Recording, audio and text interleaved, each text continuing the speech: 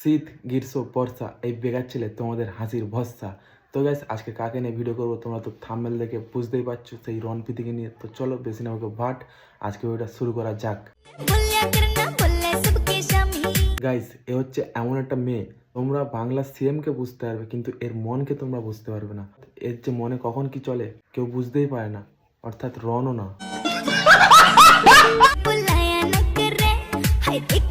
কথায় আছে না যে সুখে খেতে ভূতে ধরে, এদের দশাটাও ঠিক এইরকম। এদের সব কিছু ঠিক থেকেও কিন্তু কিছুই ঠিক নেই। এ হচ্ছে সেই খেঁচা যার সব কিছু ঠিক আছে কিন্তু কিছুই ঠিক নেই। আবার তো মাঝে মাঝে দেখি পাহাড়ে পাহাড়ে গিয়ে বাবা খেয়ে যেখানে সেখানে শুয়ে পড়ে থাকে। ঠিক বলেছো। তো একটা কথা বলবো, জীবনে সব কিছু থাকলেও যেমন কিছু হয় না, তেমনি আবার না থাকলেও কিছু হয় না। তার চেয়ে বরং মিডিলে থাকাটাই বেটার। তো দেখো প্রীতিরও ইনকাম আছে, রনেরও ইনকাম আছে, তবুও দেখো এদের মধ্যে কোনো সুখই নেই। কিন্তু 6 মাস পর 1 বছর পর দেখবে সেই দুজনে একসাথে এসে বেশ ক্যামেরা ধরে বলবে আমরা দুজনে সুখে আছি, এরকম একটা ব্যাপার। আচ্ছা, তো চলো আজকে ওটা এই পর্যন্ত। যদি ভালো লেগে থাকে তাহলে like comment share and subscribe করো, আর তাড়াতাড়ি যাও আমার ফেসবুক পেজটাকে ফলো করো আর ইনস্টাগ্রামটাকে ফলো করো। Tata bye bye.